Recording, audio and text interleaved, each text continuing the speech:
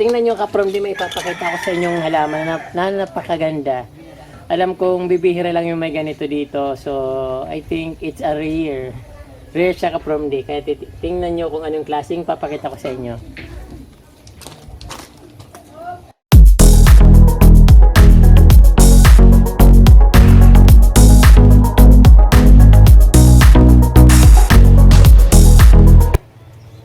Magandang araw sa inyo mga ka-from di.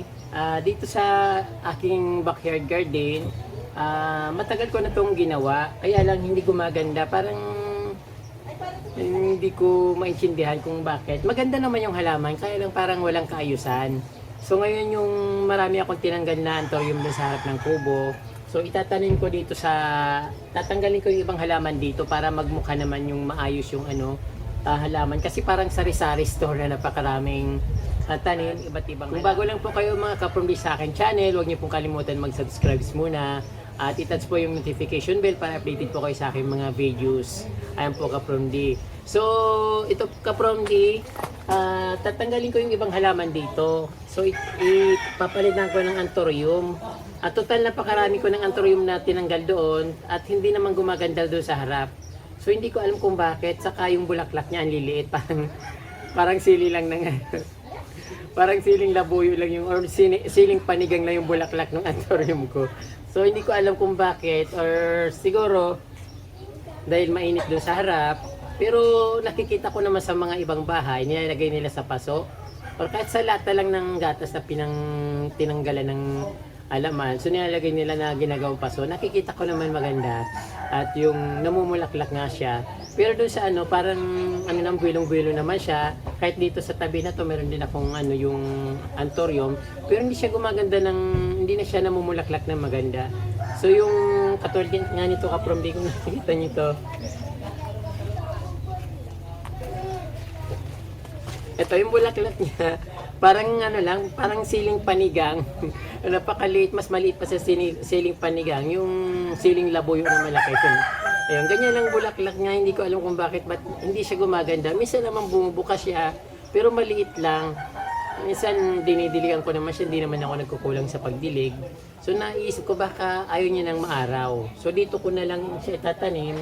Although mayroon na rin akong tinanim dito na anthurium, pero hindi naman siya namumulaklak. Hanggang parang ganito lang din.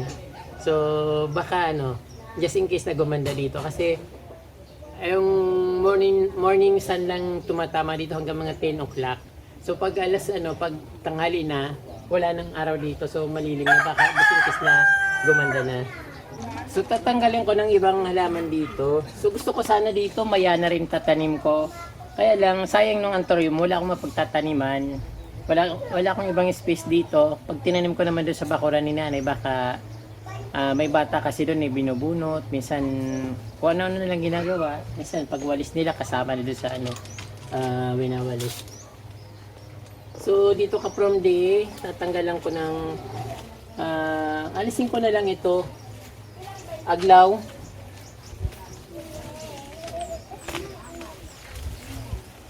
Matagal ko nang tanim to dito yung aglaw. Isa to sa pinakaunang halaman dito sa aking bakuran. So binigay ito sa akin nung isang nanay naman dito na nakita niya ako nagtatanim ng halaman. Tapos tinatawag niya ako. Hindi ko pinapansin kasi bago lang ako dito that time. Then sabi niya marami siyang halaman ibibigay sa akin. Ito nga, dinala niya na lang dito.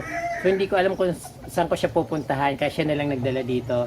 Nung dinala niya dito yung halaman na ito, hindi ko rin alam kung sino nagdala. Pero alam ko siya na yung sinanay na rin nagdala nito dito.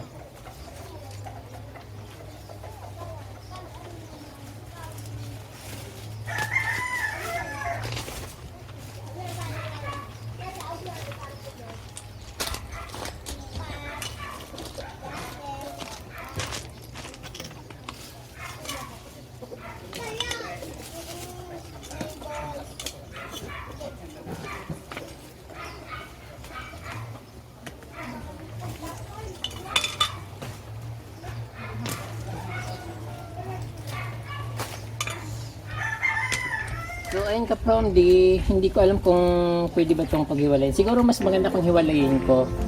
Kasi, ayan, parang ano siya, nag-branch. Yun. Mas maganda siguro kung tanggalan kung konting mga ano, yung ugat. Saan mo ba tatanggal? Kasi hindi ko maitanim ng gusto kapag ano, maraming ugat.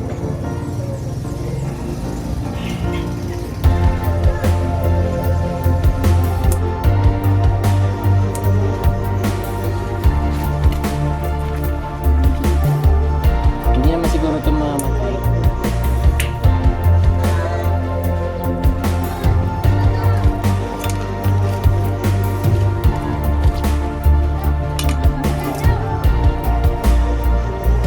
Actually marami siyang ano, branch or mga supang.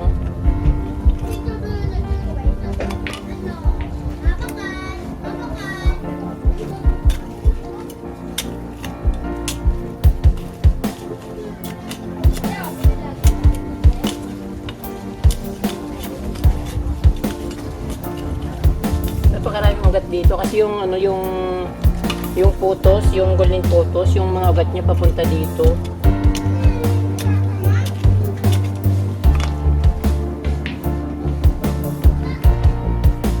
Masyadong maraming ugat eh.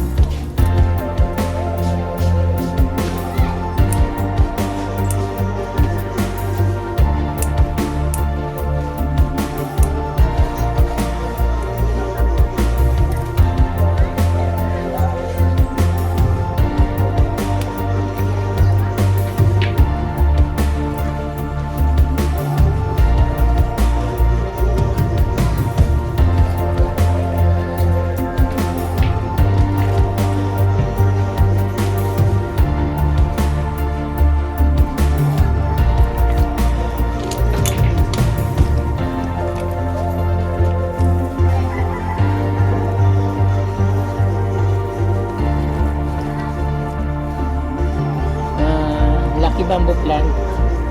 Marami ako nito dito kasi alam ko pang paswerte ito kahit tinatanim ko dyan.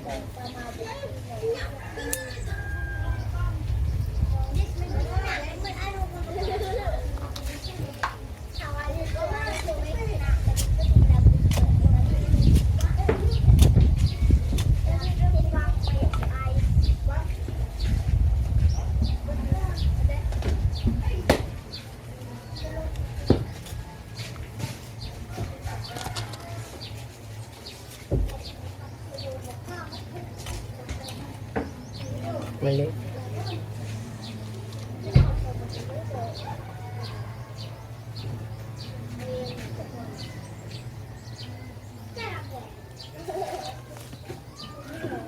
So yung ugat ng photos, ilibing ko na lang ulit dito. Kasi baka mamatay.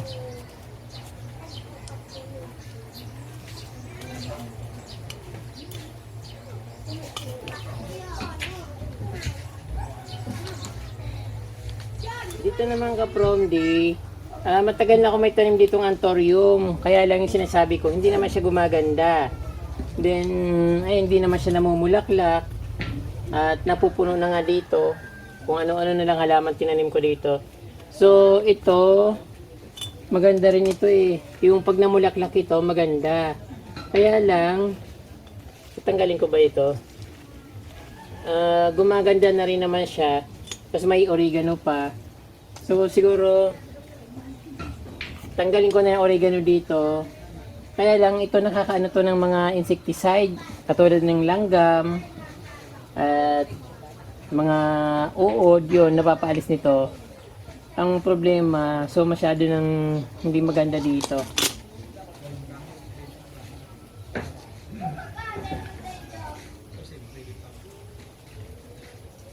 At tingnan nyo ka-from may ipapakita ko sa inyong halaman na napakaganda. Alam kong bibihira lang yung may ganito dito. So, I think it's a rare. Rare siya ka-from Kaya tingnan nyo kung anong klaseng papakita ko sa inyo.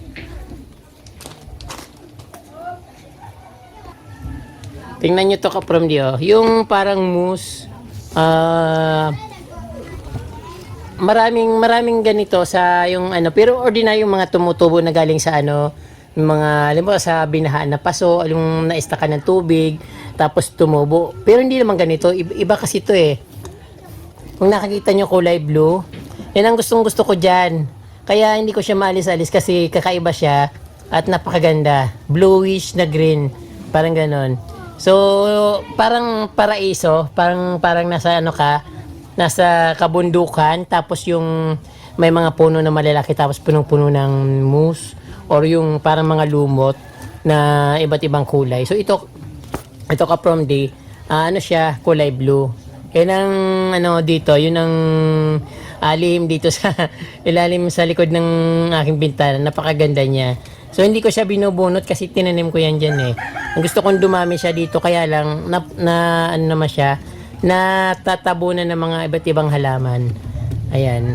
So yung gusto kong itanim dito sa anthurium. So dadagdagan kong anthurium.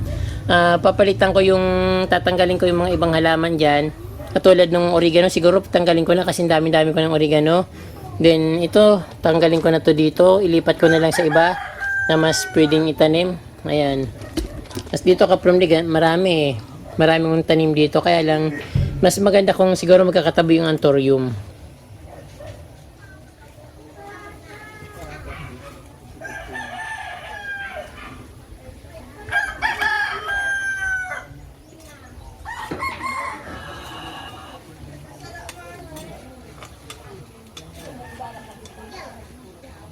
So, yung nabunot, pwede ko naman siya ibalik.